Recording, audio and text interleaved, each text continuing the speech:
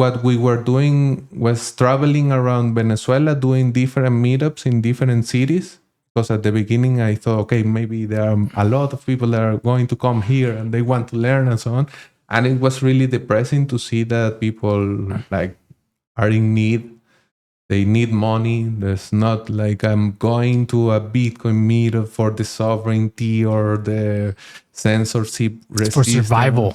Yes, yes. And it was really touching to know people that thought that I was going to teach them how to make money.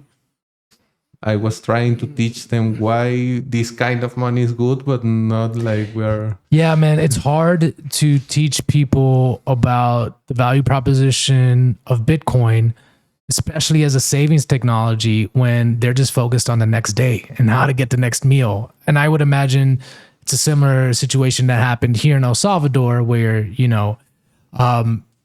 it's hard to get people to think in that perspective when they're just worried about eating. Yeah. And then I tried to change a little what we were doing, focusing more on in Caracas, like trying to only do the meetups in the capital, but then everything was suspended, like no public gatherings, no meetings, no anything. So we changed the model to Zoom calls or Jitsi calls in that moment, trying to use open source and so on. And people were started saying to me, you need to record this. It's really good. Like, but I can join live. I need the recording so I can watch it afterwards. And we turned the meetups into a podcast. Oh, so awesome. I did Hablemos de Bitcoin. That it's Let's Talk Bitcoin from 2020, like mid 2020 until 2023. I had like Adam Back or Michael Saylor, like the biggest names that we had, but the idea was the same, like trying to replicate this experience of a meetup in a podcast format or something like that. And it was really good. Like in the previous cycle, I got like 4 sponsors, something like that. And it was really good because there wasn't that many people creating Spanish content and so on. Right now we have plenty of good content creators. And there wasn't a Bitcoin only podcast that was from Latin America, because you have a Lunaticoin that is from Spain that also speak to the Spanish speaking audience, but it's not from Latam. So I was like the other one in Latin America. It was a really good experience, and it also helped me to meet people that right now are big names in the industry, or the discover projects that were just starting, and right now they're like known.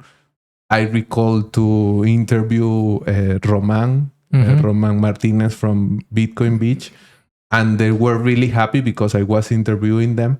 And right now you see them trying to build a global community and a global movement. It's really good to...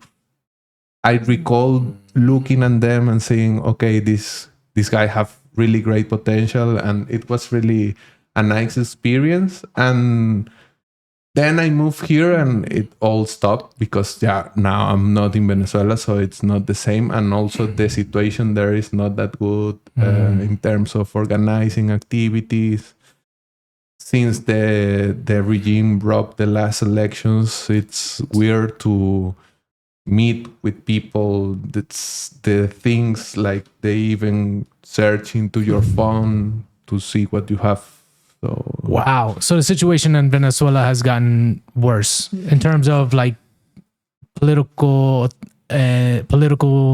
authoritarianism and so forth. Yeah. And at the beginning, for me, talking about Bitcoin was also a way of talking about freedom to people there. A Trojan horse. Yeah. And I had a bad experience for example, in Maracay, that is a city outside of Caracas. And I have some police guys like trying to harass you. Yeah. because in the meetup that day I was talking shit about the Petro. That was the pseudo shitcoin that the government created. At the end, it was horrible, and it is nothing right now, just a corruption nest. But in that moment, talking badly about that was as bad as they sent me police guys to try Wow. to.